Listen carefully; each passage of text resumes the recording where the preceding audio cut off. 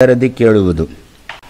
ಜಲಜನಾಭನಿಗೆ ಎರಡು ಪ್ರತಿಮೆಗಳು ಇಳೆಯೊಳಗೆ, ಜಡ ಚೇತನಾತ್ಮಕ ಚಲದೊಳು ಈರ್ಬಗೆ, ಸ್ತ್ರೀ ಪುರುಷ ಭೇದದಲ್ಲಿ ದಡದೊಳಗೆ ತಿಳಿಯುವುದು. ಆಹಿತ ಪ್ರತಿಮೆ ಸಹಜ ಅಚಲಗಳೆಂದು ಈರ್ಬಗೆ, ಪ್ರತೀಕದಿ ಲಲಿತ ಪಂಚತ್ರಯ ಸುಗೋಳಕ ವರಿತು ಭಜಿಸುತ್ತಿರೂ ಅಂತ. ಇಷ್ಟ ತನಕ ಪೂಜಾ ಕ್ರಮಗಳನ್ನು ಹೇಳಿದರು, ಹೇಗೆ ಪೂಜೆ ಮಾಡಬೇಕು ಅಂತ. ಇನ್ನೀಗ ಎಲ್ಲಿ ಪೂಜೆ ಮಾಡಬೇಕು ಅಂತ ಅಧಿಷ್ಠಾನವನ್ನು ಹೇಳ್ತಾ ಇದ್ದಾರೆ. ಎಲ್ಲಿ ಪೂಜೆ ಮಾಡಬೇಕು ಅಂತ ಅದಕ್ಕೆ ಕೇಳ್ತಾರೆ. ಮೊದಲು ಪೂಜೆಯವರ ಹತ್ರ ಕೇಳುವುದು, ನಿಮಗೆ ಎಂತಹ ಪ್ರತಿಮೆ ಬೇಕು? ಚಲ ಪ್ರತಿಮೆ ಬೇಕೋ, ಸ್ಥಿರ ಪ್ರತಿಮೆ ಬೇಕೋ, ಮಾತಾಡುವ ಪ್ರತಿಮೆ ಬೇಕೋ, ಮಾತಾಡದೇ ಇರುವ ಪ್ರತಿಮೆ ಬೇಕು? ನಾವು ಮಾತಾಡಿಲ್ಲ ಅಂದರೆ ಪ್ರತಿಮೆ ಆದರೂ ಮಾತಾಡಬೇಕು. ಆವಾಗ ಬಾಯೇ ಬಿಡದವರಿದ್ದರೆ ಅವರ ಹತ್ರ ಅಂದರೆ ಸರಿ, ಮಾತಾಡುವ ಪ್ರತಿಮೆ ಕೊಡಿ ಹಾಗಾದರೆ ಅಂತ. ಮಾತಾಡುವ ಪ್ರತಿಮೆ ಕೊಟ್ಟು ಬಿಟ್ಟರೆ ಶುರು ಮಾಡಿತದು ಮಾತಾಡಲಿಕ್ಕೆ. ಇವನಿಗೆ ಸಾಕಪ್ಪ ಅಂತ ಹೇಳಬೇಕು, ಅಷ್ಟು ಯಾರದು ಮಾತಾಡುವ ಪ್ರತಿಮೆಗಳು ಅಂತಂದರೆ ಅದಕ್ಕಂತಾರೆ ಜಗನ್ನಾಥದಾಸರು. ಅದೇ ಮೊದಲು ವಿಭಾಗ ಮಾಡಿದರು, ಜಡ ಪ್ರತಿಮೆ ಚೇತನ ಪ್ರತಿಮೆ ಅಂತ ಎರಡು ವಿಭಾಗ ಮಾಡಿದರು. ಚೇತನ ಪ್ರತಿಮೆ ಯಾರು ಅಂತ ಕೇಳಿಬಿಟ್ರೆ ನಾವೇ ಮನುಷ್ಯರು. ಆ ಮನುಷ್ಯರನ್ನು ಎರಡು ವಿಭಾಗ ಮಾಡಿದರು, ಸ್ತ್ರೀ ಮತ್ತು ಪುರುಷ ಅಂಥೇಳಿ ಎರಡು ವಿಭಾಗ ಮಾಡಿದರು. ಅಂದರೆ ಸ್ತ್ರೀಯರು ಸ್ತ್ರೀ ಪ್ರತಿಮೆಯಲ್ಲಿ ಪೂಜೆ ಮಾಡೋದು, ಪುರುಷರು ಪುರುಷ ಪ್ರತಿಮೆಯಲ್ಲಿ ಪೂಜೆ ಮಾಡೋದು. ದಂಪತಿಗಳು ಪೂಜೆ ಮಾಡೋದಾದರೆ ದಂಪತಿಯಲ್ಲಿ ಪೂಜೆ ಮಾಡೋದು, ಅಂದರೆ ಅದೇ ದಂಪತಿ ಪೂಜೆ. ಈ ರೀತಿಯಲ್ಲಿ ಜಡ ಪ್ರತಿಮೆಯಲ್ಲಿ ಪೂಜೆ ಮಾಡಬೇಕು, ಮಾಡಬಾರ್ದು ಅಂತಲ್ಲ. ಆದರೆ ಪ್ರಾಯಶಃ ಅದಕ್ಕಿಂತ ಈ ಪ್ರತಿಮೆಗಳಲ್ಲಿ ಪೂಜೆ ಮಾಡೋದು ಮಾತ್ರ ತುಂಬ ವಿಶೇಷ. ಯಾಕೆ ಅಂತಂದರೆ ಮಾಡಿದ ಪೂಜೆ ದೇವರಿಗೆ ತಲುಪಿತೂ ಇಲ್ಲ ಎನ್ನುವುದು ಆ ಪ್ರತಿಮೆಯಿಂದಾಗಿ ಗೊತ್ತಾಗುತ್ತೆ. ಜಡ ಪ್ರತಿಮೆ ಅಂತಾದರೆ ಅಲ್ಲಿ ಗೊತ್ತಾಗುವುದಿಲ್ಲ. ಯಾವುದನ್ನಲ್ಲ ಯಾರನ್ನು ಪ್ರತಿಮೆಯನ್ನಾಗಿ ಮಾಡಿಕೊಂಡಿರ್ತೀವೋ ಅದರ ಮುಖದಲ್ಲಿ ನಗು ಬಂತು ಅಂತಂದರೆ ದೇವರಿಗೆ ಬಿಂಬನಾಗಿರತಕ್ಕಂಥೊಳಗೆ ನಕ್ಕರೆ ಮಾತ್ರ ಈ ಪ್ರತಿಬಿಂಬ ನಗುತ್ತೆ ಅಂತ ಜಗನ್ನಾಥದಾಸರು ಮುಖ್ಯ ಪ್ರತಿಮೆಯನ್ನು ಕೊಡ್ತಾರೆ. ಒಟ್ಟಿಗೆ ಅಭಿಪ್ರಾಯ ಏನು ಅಂತಂದರೆ, ನೀನು ನಿನ್ನ ಮನೆ ಮಂದಿಗಳನ್ನೆಲ್ಲ ಉಪವಾಸ ಹಾಕಿಯೋ ಅಥವಾ ಅವರನ್ನು ಪೀಡಿಸಿ ಊರಿನಲ್ಲಿ ಅಥವಾ ಏನಾದರೂ ಜಡ ಪ್ರತಿಮೆಗಳನ್ನು ಇಟ್ಟುಕೊಂಡು ಆರಾಧನೆ ಮಾಡಿದರೆ ಪ್ರಯೋಜನ ಇಲ್ಲ ಅಂತ. ಜಡ ಪ್ರತಿಮೆಯಲ್ಲಿ ನೀನು ಆರಾಧನೆ ಮಾಡಬೇಕಾದ್ರೆ ಮೊದಲು ಮನೆಯಲ್ಲಿದ್ದವರನ್ನೆಲ್ಲ ದೇವರ ಪ್ರತಿಮೆ ಅಂತ ಭಾವಿಸಿಕೊಂಡು ಅಲ್ಲಿ ತೊಂದರೆ ಆಗದ ರೀತಿಯಲ್ಲಿ ಅವರನ್ನು ನೋಡಿಕೊ, ಅಂತ ಜಡ ಪ್ರತಿಮೆಯಲ್ಲಿ ಪೂಜೆ ಮಾಡುವಂಥ ಜಗನ್ನಾಥದಾಸರ ಉದ್ದೇಶ. ಏನು ಹೇಳ್ತಾರೆ? ಜಲಜನಾಭನಿಗೆ ಅಂತಂದರು, ಪದ್ಮನಾಭ ಅಂತಂದರು. ಪದ್ಮನಾಭ ಅಂದಾಗ ಚತುರ್ಮುಖ ಅಂತಲ್ಲಿ ಬಂದೇ ಬಿಡ್ತಾನೆ, ಚತುರ್ಮುಖ ಬರ್ತಾನೆ, ಲಕ್ಷ್ಮಿ ಬರ್ತಾಳೆ ಅಂತ. ಆದ್ದರಿಂದ ನಿನ್ನ ಪೂಜೆಯೇ ಮಹಾನ್ ಅಂತೇನು ಭಾವಿಸಬೇಡ. ಅಲ್ಲಿ ಪೂಜಾರಿ ಚತುರ್ಮುಖ, ಅವನಿಗೆ ಪ್ರತಿಮೆ ಲಕ್ಷ್ಮಿ, ಪೂಜೆ ತಗೊಳ್ಳುವವ ನಾಭ ಅಂತ. ಅಲ್ಲೇ ಒಂದು ಕುಟುಂಬವನ್ನು ಹೇಳಿಬಿಟ್ರು. ನೋಡಿ ಆ ಕುಟುಂಬ ನೋಡಿ ಎಷ್ಟು ಚೆನ್ನಾಗಿ ಉಂಟು. ಮಗ ಪೂಜೆ ಮಾಡ್ತಾನೆ, ಅಪ್ಪನ ಆರಾಧನೆ ಮಾಡ್ತಾನೆ. ಹೇಗೆ ಮಾಡ್ತಾನೆ? ಅಮ್ಮನ ಮೂಲಕ ಆರಾಧನೆ ಮಾಡ್ತಾನೆ. ತನಗೇನು ಬೇಕಿದ್ದರೂ ಕೂಡ ಅಮ್ಮನ ಹತ್ರ ಹೇಳ್ತಾನೆ, ಅಮ್ಮ ಅಪ್ಪನ ಹತ್ರ ಹೇಳಿ ತೆಗೆಸಿಕೊಡ್ತಾಳೆ. ಆವಾಗ ಅಪ್ಪ ಅಮ್ಮ ಇಬ್ಬರು ಕೂಡ ಮಗನ ಮೇಲೆ ತುಂಬ ಕಾಳಜಿ ತಗೊಂಡವರು, ಮಗನು ಆ ರೀತಿಯಲ್ಲಿ ನೋಡಿಕೊಂಡ. ಅದಕ್ಕೆ ಜಲಜನಾಭನಿಗೆ ಅಂತ ಹೇಳಿದ್ದೇ ಚತುರ್ಮುಖ ಬ್ರಹ್ಮದೇವ್ ತಾನು ಪೂಜೆ ಮಾಡಲಿಕ್ಕೆ ಆರಂಭ ಮಾಡಿದ್ದೇ ಛಲ ಪ್ರತಿಮೆಯನ್ನು ಇಟ್ಟುಕೊಂಡು. ಅವನಿಗೆ ಪ್ರತಿಮೆ ಯಾವುದು ಅಂತಂದರೆ ಒಂದೇ, ಯಾವುದು? ಅದು ಲಕ್ಷ್ಮೀ ಆಗಬೇಕು, ಬೇರೆ ಯಾರೂ ಅವನಿಗೆ ಪ್ರತಿಮೆಗಳಾಗಲಿಕ್ಕೆ ಸಾಧ್ಯ ಇಲ್ಲ. ಆದ್ದರಿಂದ ಆ ಚತುರ್ಮುಖ ಹುಡುಗನಾದ ಚತುರ್ಮುಖ ಹುಡುಗಿಯನ್ನು ಪ್ರತಿಮೆಯನ್ನಾಗಿ ಮಾಡಿಕೊಂಡಲ್ವೋ, ಅದರಿಂದ ನಾನು ಕೂಡ ಹಾಗೆ ಮಾಡಿದ್ರೆ ಒಂದು ಹೊಡೆತ ತಿಂತೀಯ ನೀನು. ಅದು ಚತುರ್ಮುಖ ಬ್ರಹ್ಮನಿಗೆ ಮಾತ್ರ ಮೀಸಲು, ಅದು ದೇವತೆಗಳಿಗೆ ಮಾತ್ರ ಮೀಸಲು. ಅದಕ್ಕೆ ಜಲಜನಾಭನಿಗೆ ಅಂತ ಹೇಳುವ ಮೂಲಕ ಚತುರ್ಮುಖ ಬ್ರಹ್ಮನ ಮನೆ ಚೆನ್ನಾಗಿ ಉಂಟು ಅಂತ ಹೇಳಿದಂತಾಯಿತು. ಅದೇ ನಮ್ಮ ಮನೆಗೂ ಬರಬೇಕು. ಸ್ತ್ರೀ ಜಡ ಇದು ಅದೇ ದಂಪತಿಗಳು, ಅದು ಆ ಸ್ತ್ರೀ ಬೇರೆ, ಅದು ತಾಯಿ ಸ್ಥಾನ.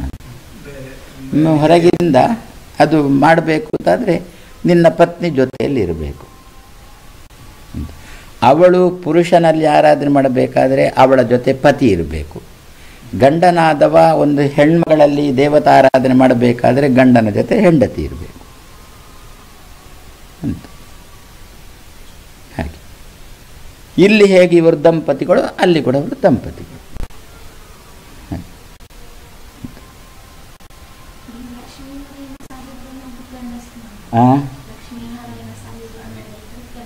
ಲಕ್ಷ್ಮೀನಾರಾಯಣ ಹೌದು.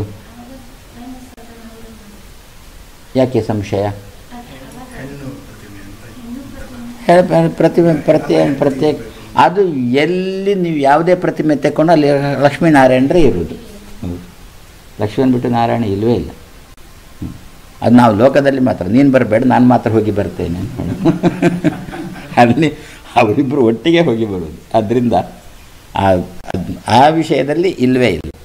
ಲೋಕದಲ್ಲಿ ನಾವು ಅದು ಜಡ ಪ್ರತಿಮೆ, ಅದು ಹೌದು, ಅಚಲ ಪ್ರತಿಮೆ. ಅದು ನಾವೀಗ ಚಲಪ್ರತಿಮೆಯಲ್ಲಿ ಆಗುವಾಗ ಮಾತ್ರ ಹೆಣ್ಣು ದಂಪತಿ ಪೂಜೆ ಮಾಡಬೇಕಾದ್ರೆ ತಾನು ದಂಪತಿಗಳಾಗಿರಬೇಕು. ಜಲಜನಾಭನಿಗೆ 2 ಪ್ರತಿಮೆಗಳು. ಎಲ್ಲಿ? ಇಳೆಯೊಳಗೆ ನಮ್ಮನ್ನು ಕುರಿತೇ ಹೇಳುವುದು. ಈ ಭೂಮಿಯೊಳಗೆ 2 ಪ್ರತಿಮೆಗಳು. ಯಾವುದದು? ಜಡ ಮತ್ತು ಚೇತನ ಅಂಥೇಳಿ. ಜಡ ಚೇತನಾತ್ಮಕ ಇಳೆಯೊಳಗೆ ಪ್ರತಿಮೆಗಳು 2 ಜಲಜನಾಭನಿಗೆ. ಸರಿ. ಆಮೇಲೆ ಛಲದೊಳು ಇರ್ಬಗೆ, ಇದನ್ನು ಛಲಪ್ರತಿಮೆ ಅಂತ ಕರೆಯುವುದಲ್ವೋ. ಈ ಛಲಪ್ರತಿಮೆ 2 ರೀತಿ. ಏನದು? ಛಲದೊಳು ಇರ್ಬಗೆ, 2 ಬಗೆ. ಯಾವುದು? ಸ್ತ್ರೀ ಪುರುಷ ಭೇದದಲ್ಲಿ ಅಂತ. ಇಷ್ಟು ಸದ್ಯ ಛಲಪ್ರತಿಮೆಯ ಬಗ್ಗೆ ವಿವರಣೆ ಕೊಟ್ಟರು. ಅಲ್ಲಿ ಭಗವಂತನ ಆರಾಧನೆ ಮಾಡು ನೀನು ಅಂತ ಕೊಟ್ಟರು. ಇನ್ನು ಅದೇ ರೀತಿಯಲ್ಲಿ ಜಡ ಪ್ರತಿಮೆ ಉಂಟು. ಜಡ ಪ್ರತಿಮೆ ಹೇಗೆ? ಜಡದೊಳಗೆ ಸಹಜ ಆಹಿತ ಒಂದು ಇದು ಸಹಜ, ಆಮೇಲೆ ಅಲ್ಲ, ಜಡದೊಳಗೆ ಆಹಿತ ಪ್ರತಿಮೆ ಸಹಜ ಅಚಲಗಳೆಂದು ಇರ್ಬಗೆ ತಿಳಿಯುವುದು ಹಿಂದಕ್ಕನ್ವಯ. ಜಡದೊಳಗೆ ಏನು? ಜಡದೊಳಗೆ ಕೂಡ ಇರ್ಬಗೆ. ಹೇಗೆ? ಒಂದು ಆಹಿತ ಪ್ರತಿಮೆ, ಇನ್ನೊಂದು ಸಹಜ ಅಚಲಗಳೆಂದು ಇರ್ಬಗೆ ತಿಳಿದುದು ಅಂತ. ಏನು? ಸರಿ, ಛಲಪ್ರತಿಮೆಗಳು ಗೊತ್ತಾಯಿತು. ಇನ್ನು ಜಡ ಪ್ರತಿಮೆಗಳಲ್ಲಿ ಕೂಡ 2 ರೀತಿ. ಒಂದು ಆಹಿತ ಪ್ರತಿಮೆ, ಇನ್ನೊಂದು ಸಹಜ ಅಚಲ. ಅಚಲ ಅಂದರೆ ಸ್ಥಿರ ಅಂತ ಅರ್ಥ. ಅದು ಸಹಜ. ಶಾಲಿಗ್ರಾಮ ಇದೆ, ಶಾಲಿಗ್ರಾಮ, ಅದರಲ್ಲಿ ಆವಾಹನೆ ಇಲ್ಲ, ಸಹಜವಾದ ಪ್ರತಿಮೆ. ಅದೇ ರೀತಿಯಲ್ಲಿ ಇನ್ನೂ ಹೇಳ್ತಾರೆ, ಬೇರೆ ಪುರಾಣಗಳಲ್ಲೆಲ್ಲ ಉಂಟು. ಶಾಲಿಗ್ರಾಮ, ತೀರ್ಥ, ಕ್ಷೇತ್ರ 3. ಇದು 3 ಕೂಡ ಸಹಜ ಅಚಲ. ಶಾಲಿಗ್ರಾಮಕ್ಕೆ ಚಲನೆ ಇಲ್ಲ, ನಾವು ಕೊಡ್ಕೋದ್ರೆ ಮಾತ್ರ ಹೋಗುತ್ತೆ ಅಷ್ಟೇ. ಇದ್ರೆ ಒಂದೇ ಕಡೆ ಇರತಕ್ಕಂಥದ್ದು. ಶಿಲೆ ಅಂದರೆ ಶಾಲಿಗ್ರಾಮ. ತೀರ್ಥ, ಗಂಗಾದಿ ತೀರ್ಥಗಳು. ಕ್ಷೇತ್ರ, ಉಡುಪಿಯಾದಿ ಕ್ಷೇತ್ರಗಳು. ಶ್ರೀಮುಷ್ಣಂ ವೆಂಕಟಾದ್ರಿಶ್ಚ ಶಾಲಗ್ರಾಮಶ್ಚ ನೈಮಿಷಂ ತೋತಾದ್ರಿ ಪುಷ್ಕರಂಚೈವ ನರನಾರಾಯಣಾಶ್ರಮಂ ಅಷ್ಟೌ ಮೇ ಮೂರ್ತಯಃ ಸಂತಿ ಸ್ವಯಂ ವ್ಯಕ್ತಾಃ ಮಹೀತಲೆ. ಇದು ಶಾಲಿಗ್ರಾಮಗಳಲ್ಲೆಲ್ಲ ಪ್ರತಿಮೆಗಳು ಸ್ವಯಂ ವ್ಯಕ್ತ ಪ್ರತಿಮೆ. ಅಂದರೆ ಅವುಗಳಲ್ಲಿ ಆವಾಹನೆ ಮಾಡಲಿಕ್ಕಿಲ್ಲ, ಸಹಜವಾದ ಸನ್ನಿಧಾನ. ಅದರಿಂದ ಏನು ಅಂತ ಕರೆದ್ರೆ ಅದನ್ನು ಸಹಜ ಅಚಲ. ಅದರಲ್ಲಿ ಚಲನೆ ಇಲ್ಲ. ಆ ಪ್ರತಿಮೆಗಳಲ್ಲಿ ಸ್ತ್ರೀ ಪುರುಷರ ಪ್ರತಿಮೆಗಳಲ್ಲಿ ಆದರೂ ಚಲನೆ ಇದೆ, ಅದರಲ್ಲಿ ಚಲನೆ ಇಲ್ಲ.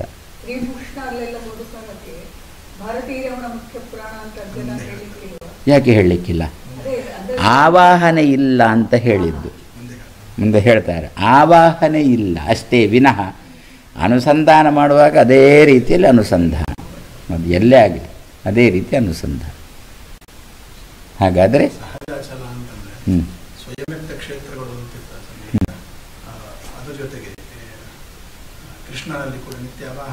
ಇಲ್ಲ ಇಲ್ಲ ಅಗತ್ಯ ಇಲ್ಲ ಅಂತಲ್ಲ, ಇಲ್ವೇ ಇಲ್ಲ. ಅಂಥದ್ದನ್ನೆಲ್ಲ ಸ್ವಯಂ ವ್ಯಕ್ತ ಅಂತ ಕರೆಯುವುದು. ಅದು ಕೂಡ ಸ್ವಯಂ ವ್ಯಕ್ತದಲ್ಲಿ ಸೇರಿದ್ದು, ಅದು ಸಹಜ ಅಚಲ. ಹೌದು. ಇಂಥ ಕ್ಷೇತ್ರಗಳು. ಹೌದು. ವಿಷ್ಣು ಸನ್ನಿಧಾನ ಅದು ಆವಾಗ ಅದು ಋಷಿಗಳನ್ನು ಹೊಂದಿಕೊಂಡುಂಟು, ಅದೆಲ್ಲ ಆಹಿತ.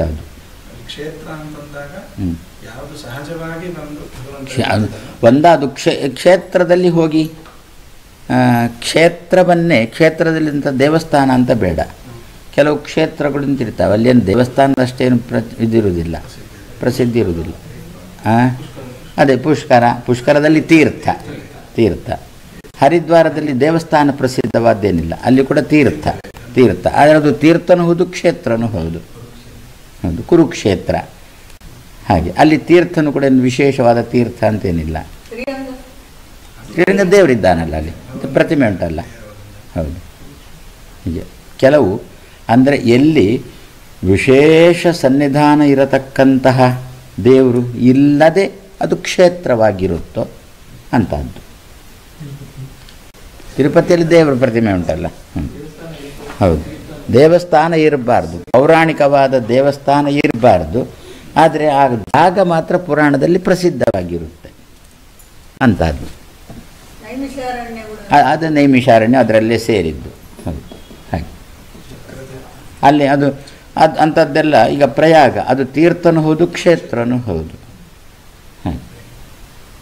ಹೀಗೆ ಇದನ್ನೆಲ್ಲ ಏನು ಅಂತ ಕರೀತಾರೆ ಅಂದರೆ ಸಹಜ ಅಚಲ. ಇದೆಲ್ಲ ಅಚಲ ಪ್ರತಿಮೆಗಳು. ಇವುಗಳಲ್ಲಿಯೂ ಕೂಡ ಇದು ಜಡದ ವಿವರಣೆ.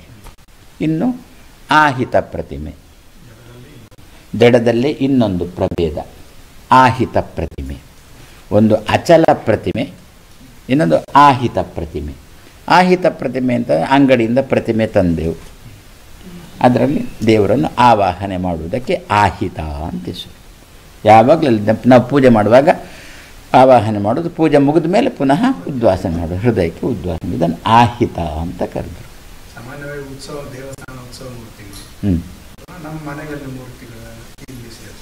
ಹೌದು. ಇದು ಸಾಮಾನ್ಯವಾಗಿ ಈ ದೇವಸ್ಥಾನಗಳಲ್ಲಿ, ಎಲ್ಲ ದೇವಸ್ಥಾನಗಳಲ್ಲಿ ಕೂಡ ಆವಾಹನೆ ಅಂತ ಇರುತ್ತೆ. ಋಷಿ ಪ್ರತಿಷ್ಠಿತ ದೇವಸ್ಥಾನಗಳಲ್ಲಿ ಕೂಡ ಆವಾಹನೆ ಅಂತ ಇರುತ್ತೆ. ಸ್ವಯಂ ವ್ಯಕ್ತ ಸ್ಥಳದಲ್ಲಿ ಮಾತ್ರ ಚಂದ್ರೇಶ್ವರ ಆವಾಹನೆ ಅಂತ ಇಲ್ಲ, ಸ್ವಯಂ ವ್ಯಕ್ತ. ಅದು ಅನಂತೇಶ್ವರನು ಕೂಡ ಸ್ವಯಂ ವ್ಯಕ್ತ. ಹಾಗೆ ಬಾಕಿ ನಾವು ಪ್ರತಿಮೆಗಳನ್ನೇನಾದರೂ ತಂದಿಟ್ಟು ಪೂಜೆ ಮಾಡ್ತೇವಲ್ಲ, ಅಲ್ಲಿ ಆವಾಹನೆ ಮಾಡಿಯೇ ಪೂಜೆ ಮಾಡಬೇಕು. ಅದು ಜಡ ಪ್ರತಿಮೆ, ಅದನ್ನು ಆಹಿತ ಪ್ರತಿಮೆ ಅಂತ ಕರೀತಾರೆ. ಹೀಗೆ ಆಹಿತ ಸಹಜ ಅಂತ ಎರಡು ರೀತಿಯಾಗಿರತಕ್ಕಂಥ ಪ್ರತಿಮೆಗಳು. ಎಲ್ಲಿ? ಜಡದಲ್ಲಿ. ಅಲ್ಲಿಯೂ ಕೂಡ ಭಗವಂತನ ಆರಾಧನೆ ಮಾಡು ಅಂತ. ಯಾವುದು? ಅದೇ ಅದು ಪುರುಷ ರೂಪಾಂತರ ಆಗಬೇಕಂತೇನಿಲ್ಲ, ಅದು ಉದ್ಭವ. ಅಲ್ಲಿ ಪುರುಷ ರೂಪದಿಂದ ಉದ್ಭವನೇ ಆಗಬೇಕು. ಅದು ಲಕ್ಷ್ಮಿಯ ರೂಪ, ಅದು ಅಂತ ಆಗಬೇಕು ಅಂತ. ಅದು ಲಕ್ಷ್ಮಿಯ ರೂಪನೇ. ಅಲ್ಲಿ ಅದು ಅಚಲ ಪ್ರತಿಮೆನೆ. ಅಲ್ಲಿ ಕೂಡ ಆವಾಹನೆ ಅಂತ ಇಲ್ಲ. ಹೌದು, ಸಹಜವಾದ ಅಚಲ ಪ್ರತಿಮೆ ಅದು. ಕುಂಜಾರಿನದ್ದು ಪ್ರತಿಷ್ಠಿತ ಆದರೂ ಕೂಡ ಸಹಜವಾದ ಅಚಲ ಪ್ರತಿಮೆ, ಪರಶುರಾಮ ಪ್ರತಿಷ್ಠಿತ ಆದ್ದರಿಂದ. ಹೀಗೆ ಇದು ಜಡ ಪ್ರತಿಮೆ ಎರಡು ರೀತಿ. ಇಲ್ಲಿಯೂ ಕೂಡ ಭಗವಂತನ ಆರಾಧನೆ ಮಾಡು ಅಂತಾರೆ. ಜಡದೊಳಗೆ ಆಹಿತ ಪ್ರತಿಮೆ ಸಹಜ ಅಚಲಗಳೆಂಬ ಇರ್ಬಗೆ ತಿಳಿಯುವುದು ಅಂತ ಹಿಂದಕ್ಕನ್ವಯ. ಆಮೇಲೆ ಸರಿ ತಿಳಿಯುವುದು. ಆಮೇಲೆ ಇಂತಹ ಎರಡು ವಿಧದ ಪ್ರತೀಕದಿ ಲಲಿತ ಪಂಚತ್ರಯ ಸುಗೋಳಕ ವರಿತು ಭಜಿಸು. ಇನ್ನು ಇದರಲ್ಲಿ ಗೋಳಕ ಚಿಂತನೆಯ ಕ್ರಮ. ಒಂದು ಪಂಚಕ, ಇನ್ನೊಂದು ತ್ರಯ ಅಂತ.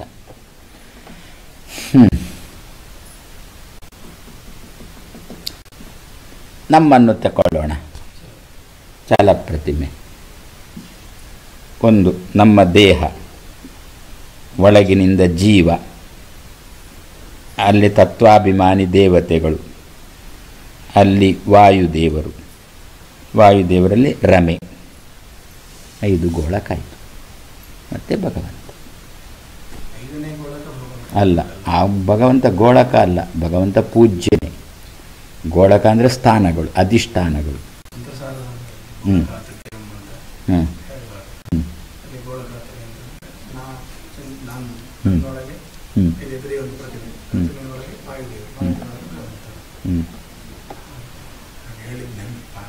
ಹೌದಾ?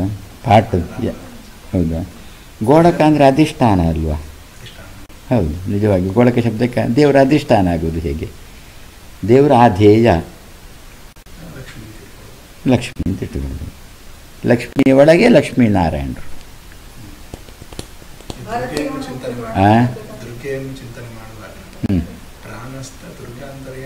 ಲಕ್ಷ್ಮೀನಾರಾಯಣ ಅಂತಲೇ ಚಿಂತನೆ ನಮ್ಮದು. ಹೌದೌದೌದೌದೌದೌದೌದೌದು. ಹಾಂ, ಇಲ್ಲ ಇಲ್ಲ ಇಲ್ಲ, ಅವಳಲ್ಲಿ ಕೂಡ ಲಕ್ಷ್ಮೀನಾರಾಯಣರಿಗೆ ಒಟ್ಟಿಗೆ ಪೂಜೆ. ದುರ್ಗೆ ಅಧಿಷ್ಠಾನ ರೂಪದಲ್ಲಿ ಬಂದಳು. ಅಧಿಷ್ಠಾನದೊಳಗೆ ಮತ್ತೆ ಬರೇ ನಾರಾಯಣ ಅಲ್ವೇ ಅಲ್ಲ, ಲಕ್ಷ್ಮೀನಾರಾಯಣರೇ. ಹಾಂ, ಇಲ್ಲ, ಅದು ಅವರಿಗೆ ಬಿಟ್ಟದ್ದು, ಅದು ಅವರಿಗೆ ಬಿಟ್ಟದ್ದು, ತಗೊಂಡವರಿಗೆ ಬಿಟ್ಟದ್ದು. ಕಾಳಿಂಗಮರ್ದನಿಗೆ ಬಂಡಾಭಿಷೇಕ ಮಾಡಿ ಪ್ರಾಣದೇವರಿಗೆ ಅಭಿಷೇಕ ಮಾಡ್ತೀಯಲ್ವ? ಕಾಳಿಂಗ ಅಲ್ವ ಕೆಳಗೆ? ಹೌದು. ಗರುಣ ಲಕ್ಷ್ಮೀ ಶ್ರೀಕರ ದೇವರಿಗೆ ನೀನು ಅಭಿಷೇಕ ಮಾಡಿದನ್ನು ಪ್ರಾಣದೇವರಿಗೆ ಮಾಡ್ತೀಯಲ್ವ? ಅದೇ ರೀತಿಯಲ್ಲಿ ಇಲ್ಲಿ ಕೂಡ ಅದೇ ರೀತಿಯಲ್ಲಿ ಚಿಂತನೆ. ಪೂಜೆ ಅಂತೂ ಲಕ್ಷ್ಮೀನಾರಾಯಣರಿಗೆ ಒಟ್ಟಿಗೆ. ಲಕ್ಷ್ಮೀ ದುರ್ಗೆ ಆಲದೆಲೆಯ ಮೇಲೆ ಮಲಗಿದ, ಒಂದು ರೂಪದಲ್ಲಿ ಅಧಿಷ್ಠಾನವಾಗಿರ್ತಾಳೆ, ಒಂದು ರೂಪದಲ್ಲಿ ವಕ್ಷಸ್ಥಳದಲ್ಲಿ ಇರ್ತಾಳೆ.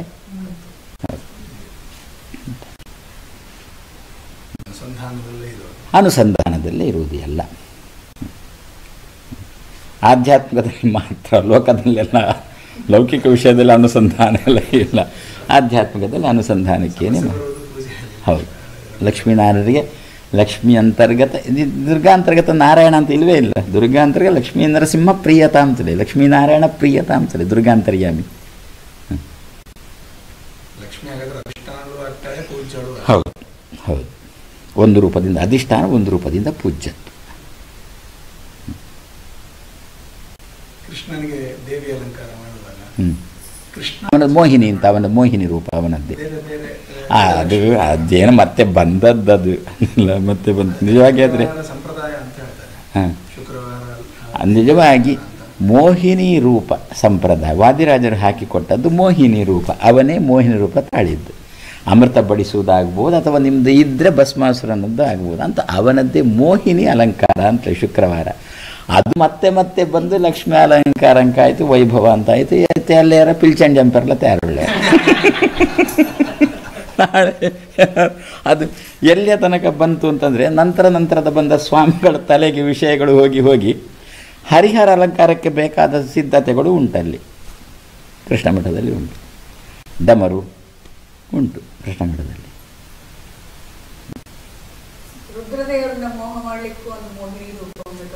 ಯಾವುದೇ ಆಗಲಿ, ಅಂತೂ ಭಗವಂತನ ಮೋಹಿನಿ, ಕೃಷ್ಣನಿಗೆ ಶುಕ್ರವಾರ ಮೋಹಿನಿ ಅಲಂಕಾರ ಅಂತ. ಅದು ಮತ್ತೆ ನಮ್ಮ ಬಾಯಿಗೆ ಬಂದಾಗ ಲಕ್ಷ್ಮೀ ಅಲಂಕಾರ ಅಂತ ಆಯಿತು.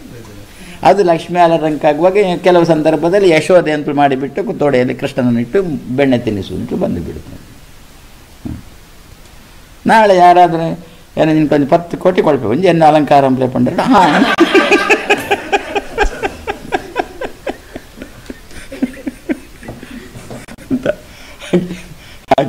ಹಾಗೆ ಬಂದದ್ದು ನಿಜವಾಗಿ. ಆ ಸಮಯದಲ್ಲಿ ಕೂಡ ದೇವರದ್ದೇ ಚಿಂತನೆ ಮಾಡಿ. ಹೌದು, ಭಗವಂತನೇ ಆ ರೂಪ ಈ ರೂಪ ತಾಳಿ. ಲಕ್ಷ್ಮೀನಾರಾಯಣ ಅಂತಲೇ ಹೌದು. ಹೇಳ್ಬೋದು. ಅದೇ ರೀತಿ ಎಲ್ಲಿ ಕೃಷ್ಣನಲ್ಲಿ ಏನು ಅಲಂಕಾರ ಮಾಡಿದ್ರು ಕೂಡ ಸೂತ್ರ ಅಂತ ಲಕ್ಷ್ಮಿ ಅಂತ ಚಿಂತನೆ ಮಾಡಿ ಹೌದು. ಅದು ಮೂಲ ಪ್ರತಿಮೆಯಲ್ಲಿ ಬಂದಿದೆ. ಬೇರೆ ಅಲಂಕಾರ ಮಾಡಿದಾಗಲೂ ಕೂಡ ನಾವು ಲಕ್ಷ್ಮೀನಾರಾಯಣ ಅಂತ ಚಿಂತನೆ ಮಾಡಲೇಬೇಕು, ಹಾಗೇ ಚಿಂತನೆ ಮಾಡಬೇಕು. ಮಾಡಿ. ಹೌದು. ಇನ್ನೂ ಕೂಡ ಅದಕ್ಕೆ ಈ ಸಗರಿ ರೋಮಿಯ ತತ್ವದಲ್ಲಿ ಯಾವುದರಲ್ಲೂ ಬರೆದಿದ್ರು. ಯಶೋಧ ಕೃಷ್ಣ ಅಂತ ಮಾಡಿದರೂ ಕೂಡ ಆ ಯಶೋದೆಯೊಳಗೆ ಕೃಷ್ಣನದ್ದು ಯಶೋಧ ಅಂತ ರೂಪ, ಹೀಗೆ ಕೃಷ್ಣನದ್ದೇ ಯಶೋಧ ಅಂತ ಅವರವರಲ್ಲಿ ಆ ರೂಪದಿಂದ ಭಗವಂತ ಇದ್ದಾನೆ ಅಂತ ಉಂಟಲ್ಲ ನಮ್ಮದು ಸಿದ್ಧಾಂತ. ಹಾಗೆ ಅನುಸಂಧಾನ, ತದ್ನಾಮ ತದ್ರೂಪ ಅಂತ ಆ ರೀತಿಯಲ್ಲಿ ಅನುಸಂಧಾನ ಮಾಡೋದು ಅಂತ. ಮತ್ತು ಸ್ವಾಮಿಗಳ ಹತ್ರ ಅಲಂಕಾರ ಮಾಡಬೇಡಿ ಇದು ಮಾಡಿ ಅಂತಂದು ಬಿಟ್ಟರೆ ಬಡ್ದಾರು ಈ ಆಂಪಲ ಬೊಡ್ಡ ಹೋಗ್ಲಿಕ್ಕೆ ಅದರಿಂದ ತಂಟೆಗೆ ಹೋಗಲ್ಲ ಸ್ವಾಮಿಗಳ ಹತ್ರ ಅಂತ. ಆದ್ದರಿಂದ ಅದೇ ಗೋಳಕ ಶಬ್ದಕ್ಕೆ ಅದೇ ಅಧಿಷ್ಠಾನ ಅಂತಂದರೆ ಸರಿ ಬರುತ್ತೆ. ಇಲ್ಲದಿದ್ದರೆ ಇದು ಇವರೆಲ್ಲ ಗೋಳಕಗಳಲ್ವ, ದೇವರೊಂದು ಗೋಳಕ ಅಂತಲೇ ಮಾಡಿಬಿಟ್ರೆ ಮತ್ತೆ ಅಲ್ಲಿ ಆರಾಧನೆ ಯಾರದ್ದು? ಇದೀಗ 5 ಗೋಳಕ ಆಗುತ್ತೆ, ಪಂಚ ನಮ್ಮಲ್ಲಿ ಆಗುವಾಗ. ನಮ್ಮಲ್ಲಿ ಮತ್ತೆ ಇದು ಆಹಿತ ಪ್ರತಿಮೆಯಲ್ಲಿ ಕೂಡ ಹೇಳ್ತಾರೆ. ಅದು ನಮ್ಮ ದೇಹ, ಜೀವ, ತತ್ವಾಭಿಮಾನಿಗಳು, ವಾಯುದೇವರು, ಲಕ್ಷ್ಮೀ, ಲಕ್ಷ್ಮೀನಾರಾಯಣ ಪಂಚ. ಈ ಪಂಚ ಮತ್ತೊಂದು ಎಲ್ಲಿ? ಜಡದಲ್ಲಿ ಆಹಿತ ಪ್ರತಿಮೆಯಲ್ಲಿ ಅಂತ. ಆಹಿತ ಪ್ರತಿಮೆ ಒಂದು, ಪ್ರತಿಮೆಯ ಒಳಗೆ ಅಂತ. ಈಗ ಉದಾಹರಣೆಗೆ ಎಂದು ಯಾರದ್ದೋ ಪ್ರತಿಮೆ ಅಂತ ಭಾವಿಸೋಣ, ದುರ್ಗೆಯದ್ದು, ರುದ್ರ ಗಣಪತಿಯೋ ಏನೋ ಪ್ರತಿಮೆ ಅಂತ ಭಾವಿಸೋಣ. ಸರಿ, ಗಣಪತಿ ಪ್ರತಿಮೆ ಒಳಗಿಂದ ಗಣಪತಿ, ಗಣಪತಿಯೊಳಗೆ ತತ್ವಾಭಿಮಾನಿ ದೇವತೆಗಳು, ವಾಯುದೇವರು, ರಮೆ, ಲಕ್ಷ್ಮೀನಾರಾಯಣ, ವಿಶ್ವಂಬರ.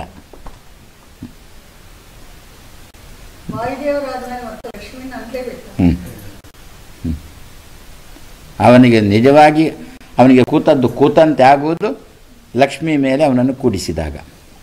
ವಾಯುದೇವರನ್ನು ಕೂಡಿಸಿದಾಗಲೂ ಕೂತಂತೆ ಆಗೋದಿಲ್ಲ ಅವನಿಗೆ.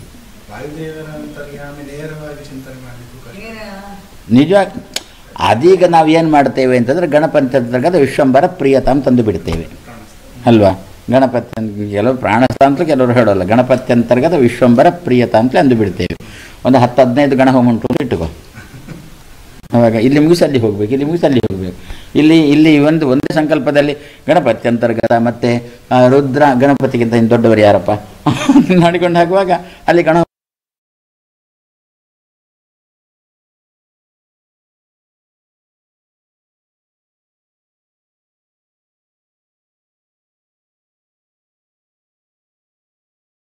ಮುಗಿದು ಊಟದ್ದು ಮುಗಿದಿರುತ್ತೆ ಅವನು. ಅದಕ್ಕೇನಂತೇವೆ? ಗಣಪತಿ ಅಂತರ್ಗತ ವಿಶ್ವಂಬರ ಪ್ರಿಯತಾಂ, ರುದ್ರ ಅಂತರ್ಗತ ಲಕ್ಷ್ಮೀ ನರಸಿಂಹ ಪ್ರಿಯತಾಂ. ಬಾಕಿದ್ದೆಲ್ಲ ನಮಗೆ ಅಂದರೆ ಗೊತ್ತು, ಶಬ್ದ ಪ್ರಯೋಗ ಮಾಡುವುದಿಲ್ಲ ಅಷ್ಟೆ. ಅದೇ ರೀತಿ ಎಲ್ಲ ಕಡೆಯೂ ಕೂಡ ನಿಜವಾಗಿ ಆದರೆ ಅವನಿಗಿಂತ ಎತ್ತರದವರು ಎಷ್ಟು ಜನ ಇದ್ದಾರೆ ಅವರನ್ನೆಲ್ಲ ಮೆಟ್ಲು ಮೇಲೆ ಒಂದೊಂದೇ ಮೆಟ್ಲಿಗೆ ಕಾಲಿಟ್ಟುಕೊಂಡು ಹೋಗಬೇಕು ಅಷ್ಟೆ.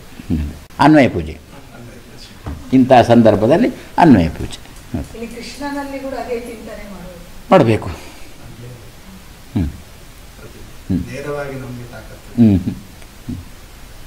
ಲಕ್ಷ್ಮಿ ಚಿಂತನೆ ಅವಳ ಮೇಲೆ ಕೂತಾಗ ಅವನಿಗೆ ಆಗತಕ್ಕಂಥ ಖುಷಿ ಸಹಜವಾದ ಖುಷಿ. ಅದು ಅವಳನ್ನು ಅಧಿಷ್ಠಾನ ಮಾಡಿ ಕೂತ.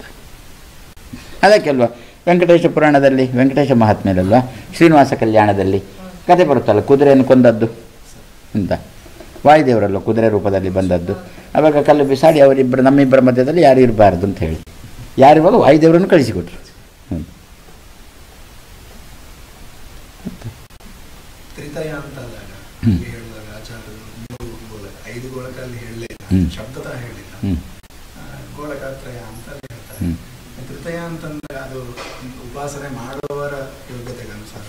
ಇಲ್ಲ, ಹಾಗಿಲ್ಲ. ಆಚಾರ್ಯ ಸ್ಥೂಲವಾಗಿ ಹೇಳಿದ್ದು 3.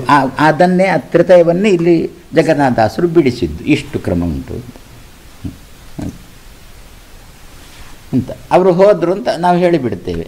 ಮತ್ತೆ ನೀವೇ ಇದು ಮಾಡಿಕೊಳ್ಳಿ, ಎಷ್ಟೊತ್ತಿಗೆ ಹೋದರು, ಯಾವ ಬಸ್ಸಲ್ಲಿ ಹೋದರು, ಹೇಗೆ ಹೋದರು, ಮತ್ತು ನಿಮಗೆ ಬಿಟ್ಟದ್ದು ನಾವು ಹೇಳಿ ಅವರು ಹೊರಟು ಹೋದರು ಇಲ್ಲಿಂದ ಅಂತ. ಹಾಗೆ ಸ್ಥೂಲವಾಗಿ ಹೇಳುವುದು ಒಂದು. ಪಂಚ ಅಂದ್ರೆ ವ್ಯತಿರೇಕ ಪೂಜೆ, ತ್ರಯ ಅಂದ್ರೆ ಅನ್ವಯ. ಮಾಡ್ಬೋದು ನಾವು. ನಮಗೆ ವ್ಯತಿರೇಕ ಪೂಜೆ ಮಾಡಲಿಕ್ಕೆ ಇಷ್ಟನ್ನು ಅನುಸಂಧಾನ ಮಾಡಲಿಕ್ಕೆ ನಮಗೆ ಅವಕಾಶ ಇಲ್ಲ. ಪೂಜಾತ್ರಯ. ಓ ಹೌದು ಹೌದು.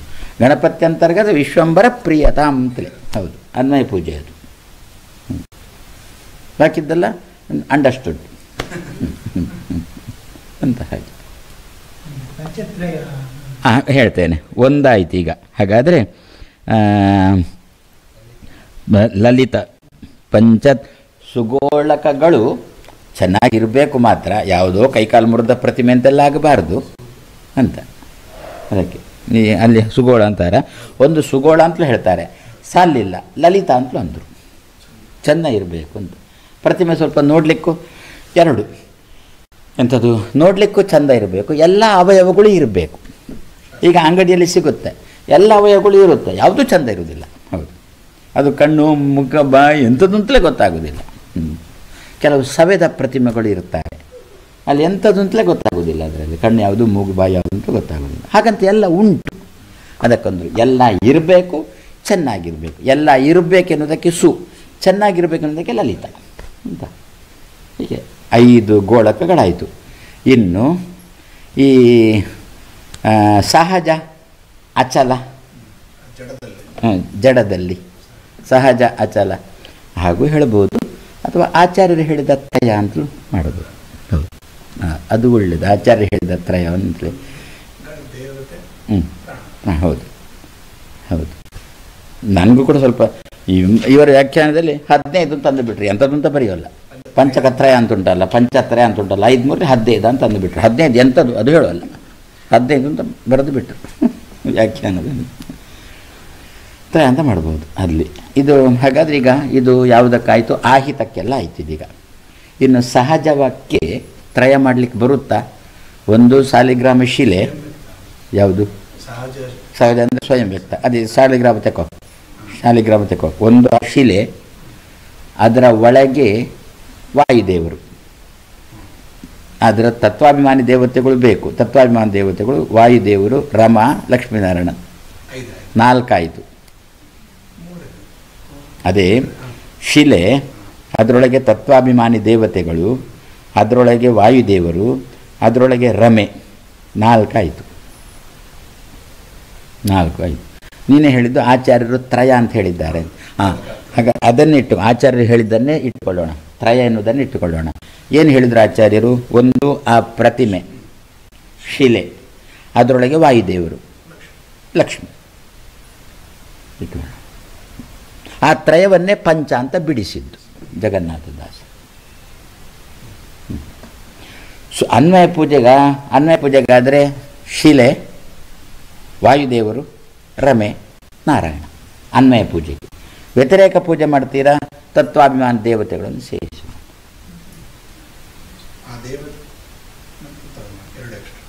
ಹೌದು ಹೌದು, ಆಯಾಯ ದೇವತೆ. ಯಾವುದರಲ್ಲಿ? ಚಲಪ್ರತಿಮೆಗಳಲ್ಲಿ ಆಗುವಾಗಲೂ ದೇಹ, ಜೀವ, ತತ್ವಾಭಿಮಾನಿಗಳು, ವಾಯು. ಆಗ ತ್ರಯ ಅಂತನ್ನುವಾಗಲ ದೇಹ ಬಿಟ್ಟು ಬಿಡಿ, ಅಥವಾ ದೇಹ ಇಟ್ಟುಕೊಳ್ಳಿ, ಒಳಗಿಂದ ಜೀವ ಅಂತ ಬಿಟ್ಟು ಬಿಡಿ. ದೇಹ, ವಾಯುದೇವರು, ರಮೆ, ನಾರಾಯಣ. ಈಗ ನಾವು ಹೇಳುವಾಗ, ಈಗ ವಾದಿರಾಜರ ಪ್ರತಿಮೆಯಲ್ಲೇ ಪೂಜೆ ಮಾಡುವಾಗ ಇದು ಎಂಥದ್ದು ಅದು ಗಣಪತಿ ಪ್ರತಿಮೆ ಅಂತ ತಗೋ. ಅದೇ ರೀತಿಯಲ್ಲಿ ಇಲ್ಲಿ ಕೂಡ ಈಗ ಬ್ರಾಹ್ಮಣ ಆರಾಧನೆ ಅಂತ ಮಾಡ್ತೇವೆ ಅಲ್ವಾ? ವ್ಯಕ್ತಿಯ ಹೆಸರೇನೋ ಉಂಟಲ್ವ, ಅಮುಕ ಗೋತ್ರೋತ್ಪನ್ನಸ್ಯ ಅಲ್ವಾ, ಅಮುಕ ಆ ಬ್ರಾಹ್ಮಣನ ಜೀವನನ್ನೇ ತಗೊಳ್ಳೋದು. ಈ ಹೆಸರಿನ ಅಂತರ್ಗತನಾದ ಒಂದಾಯ್ತಾ, ಜೀವ ಆಯ್ತಾ, ಅಂತರ್ಗತನಾದ ವಾಯುದೇವರಾಯ್ತಾ, ರಮೆ 3 ಆಯ್ತು. ಬಿಡಿಸ್ತೀರಾ? ಪಂಚ: ದೇಹ, ಜೀವ, ತತ್ವಾಭಿಮಾನಿ, ವಾಯುದೇವರು, ರಮೆ. ಅಂತರ್ಗತ ಲಕ್ಷ್ಮೀನಾರಾಯಣ. ಎಲ್ಲಿ? ಹೌದು, ದಂಪತಿಗಳು ಎದುರಿಗೆ ಕೂತಿದ್ದಾರೆ. ಅಲ್ಲಿ ಆರಾಧನೆ ಮಾಡ್ತಾ ಉಂಟು. ಮೊದಲು ದಂಪತಿಗಳ ದೇಹದೊಳಗೆ ಆ ಜೀವ ಇಬ್ಬರು, ಆ ಜೀವರುಗಳಿಗೆ ತತ್ವಾಭಿಮಾನಿ ದೇವತೆಗಳು, ತತ್ವಾಭಿಮಾನಿ ದೇವತೆಗಳಿಗೆ ವಾಯುದೇವರು, ವಾಯುದೇವರೊಳಗೆ ಲಕ್ಷ್ಮಿಯೊಳಗೆ ಲಕ್ಷ್ಮೀನಾರಾಯಣ. ಇಲ್ಲಿಯೂ ಕೂಡ ಲಕ್ಷ್ಮೀನಾರಾಯಣರು, ಗಂಡನಲ್ಲಿ ಕೂಡ ಲಕ್ಷ್ಮೀನಾರಾಯಣರು, ಹೆಂಡತಿಯಲ್ಲಿ ಕೂಡ ಲಕ್ಷ್ಮೀನಾರಾಯಣ. ಲಕ್ಷ್ಮೀನಾರಾಯಣರು ಬಂದೇ ಬರ್ತಾರಲ್ಲ, ಮತ್ತೆ ಲಕ್ಷ್ಮೀನಾರಾಯಣ ಬೇರೆ ಅಧಿಷ್ಠಾನ. ಬರೀ ವಾಯುದೇವರ ಮೇಲೆ ಕೂತ್ರೆ ದೇವರಿಗೆ ಅಷ್ಟು ಖುಷಿ ಆಗುವುದಿಲ್ಲ. ಲಕ್ಷ್ಮಿ ಮೇಲೆ ಕೂತಾಗ ಎಷ್ಟು ಖುಷಿ ಆಗುತ್ತೋ ಅಷ್ಟು ಖುಷಿ ಆಗುವುದಿಲ್ಲ ವಾಯುದೇವರ ಮೇಲೆ. ಆದ್ದರಿಂದ ಬೇಕು. ತತ್ವಾಭಿಮಾನಿಗಳು ಖಂಡಿತ ಹೇಳಲೇಬೇಕಾ? ಅದೇ ವ್ಯತಿರೇಕ ಪೂಜೆ ಆದರೆ ಹೇಳಬೇಕು, ಅನ್ವಯ ಪೂಜೆ ಆದರೆ ಬೇಕಿಲ್ಲ. ಕೃಷ್ಣ ಪ್ರತಿಮೆಯೊಳಗೆ ಕೂಡ ಹೀಗೆ ಚಿಂತನೆ ಮಾಡಬೇಕು. ಪ್ರತಿಮೆಯೊಳಗೆ ತತ್ವಾಭಿಮಾನಿ ದೇವತೆಗಳು, ತತ್ವಾಭಿಮಾನಿ ದೇವತೆಗಳ ಒಳಗೆ ವಾಯುದೇವರೊಳಗೆ ರಮ. ನೀವು ತತ್ವಾಭಿಮಾನ ದೇವತೆ ಬಿಟ್ಟರೆ ತ್ರಯ ಅನ್ವಯ ಪೂಜೆ ಅಂತಾದರೆ. ಪ್ರತಿಮೆಯೊಳಗೆ ವಾಯುದೇವರು, ಲಕ್ಷ್ಮಿ, ಕೃಷ್ಣ, ಲಕ್ಷ್ಮೀನಾರಾಯಣ. ಸಹಜ ಇದರಲ್ಲಿ ಪ್ರತಿಮೆಗಳಲ್ಲೆಲ್ಲ ಅಂದರೆ ಯಾವುದು ಬೇಕಿಲ್ಲ. ಅದೇ ತತ್ವಾಭಿಮಾನ ದೇವತೆಗಳು, ಅದಕ್ಕೆ ಹೇಳಿದ್ದು. ನಿಮ್ಮದು ಅನ್ವಯ ಪೂಜೆ ಅಂತ ಆದರೆ ಬಿಟ್ಟು ಬಿಡಿ, ಅದೆಲ್ಲ ಕಡೆಯೂ ಆಗುತ್ತೆ. ಅನ್ವಯ ಪೂಜೆ ಅಂತ ಆದರೆ, ವ್ಯತಿರೇಕ ಪೂಜೆ ಅಂತ ಆದರೆ ಇಷ್ಟು ಚಿಂತನೆ ಬರಬೇಕು. ಸ್ವಯಂ ವ್ಯಕ್ತ ಆದ್ದರಿಂದ ತತ್ವಾಭಿಮಾನ ದೇವತೆಗಳ ಚಿಂತನೆ ಬೇಡ. ಸ್ವಯಂ ವ್ಯಕ್ತ ಆದರೂ ಕೂಡ ತತ್ವಾಭಿಮಾನ ದೇವತೆಗಳ ಚಿಂತನೆ ಬೇಕೇ ಬೇಕು, ಮಾಡಬೇಕು. ವ್ಯತಿರೇಕ ಪೂಜೆ ಅಂತಾದರೆ ಬೇಕು. ಅದಕ್ಕೆ ಆಚಾರ್ಯರು ತ್ರಯ ಅಂತಂದರು. ಎಷ್ಟು ಬೆಳೆಸ್ಬೋದು. ಶಾಲೆಗಳು ನೇರವಾಗಿ ತತ್ವಾಭಿಮಾನ ಆ ತತ್ವ ಕೆಳಗಿನವರು ಯಾರಿದ್ದಾರೆ ಅವರನ್ನಲ್ಲಿ ಚಿಂತನೆ ಮಾಡಿಕೊಂಡು, ಆಮೇಲೆ ತತ್ವಾಭಿಮಾನ ದೇವತೆಗಳ ಚಿಂತನೆ ಮಾಡಿಕೊಂಡು, ಆಮೇಲೆ ತತ್ವ ವಾಯುದೇವ ಮಧ್ಯದಲ್ಲಿ ಯಾರೆಲ್ಲಿದ್ದಾರೆ ಅವರನ್ನು ಚಿಂತನೆ ಮಾಡಿಕೊಂಡು, ಅದಕ್ಕೆ ಸದ್ಯಕ್ಕೆ ಈಗ ತ್ರಯ ಅಂತ ಹೇಳಿದ್ದನ್ನು ಪಂಚಕ್ಕೆ ನಿಲ್ಲಿಸಿ. ಕಮ್ಮಿ ಅಂದರೆ 3, ಜಾಸ್ತಿ ಅಂತಂದರೆ 5. ಎಷ್ಟು ಮಾಡ್ಬೋದು? ಹೌದು, ಸಾಮರ್ಥ್ಯ ಇದ್ದಷ್ಟು ಮಾಡ್ಬೋದು. ಸದ್ಯ 5 ಅಂತೂ ಮಾಡು, 5, 3 ಮಾಡು.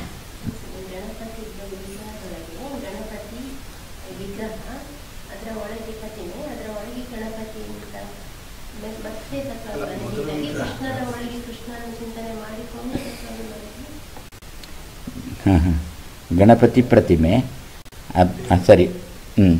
ಗಣಪತಿಯ ಇದು ವಿಗ್ರಹ ಆಯಿತು, ಒಳಗೆ ಗಣಪತಿ, ಅದರೊಳಗೆ ತತ್ವಾಭಿಮಾನಿಗಳು, ವಾಯುದೇವರು, ರಮೆ, ಆಮೇಲೆ ವಿಶ್ವನಾಥ. 5 ಗೋಳಕ ಸರಿ ಇದೆ. ಅದೇ ಅನ್ಯ ದೇವತೆಗಳು ಅಂತ ಆ ರೀತಿ ಬರುತ್ತೆ. ಕೃಷ್ಣನ ಪ್ರತಿಮೆ ಅಂತಾದರೆ ಕೃಷ್ಣನ ಪ್ರತಿಮೆ, ತತ್ವಾಭಿಮಾನಿ ದೇವತೆಗಳು, ವಾಯುದೇವರು, ರಮೆ. ತತ್ವಾಭಿಮಾನಿ ದೇವತೆಗಳನ್ನು ಬಿಟ್ಟರೆ ವಾಯುದೇವರು, ರಮ. ಕಮ್ಮಿ ಅಂತಂದರೆ 3, ಹೆಚ್ಚು ಅಂತಂದರೆ ಎಷ್ಟು ಮಾಡ್ಬೋದು ಅಂತ. ಹೀಗೆ ಪಂಚತ್ರಯ. ಲಲಿತ ಪಂಚತ್ರಯ ಸುಗೋಳಕವನರಿತು ಭಜಿಸುತ್ತಿರು ಅಂತ ಈ ರೀತಿಯಲ್ಲಿ ಪೂಜೆ ಮಾಡು. ಹೌದು ಅಂತ ವಿಧಿಯೇ ಇದು. ಬೇಕೇ ಗೋಳಕ ಚಿಂತನೆ ಬೇಕೇ ಬೇಕು ಅಂತ.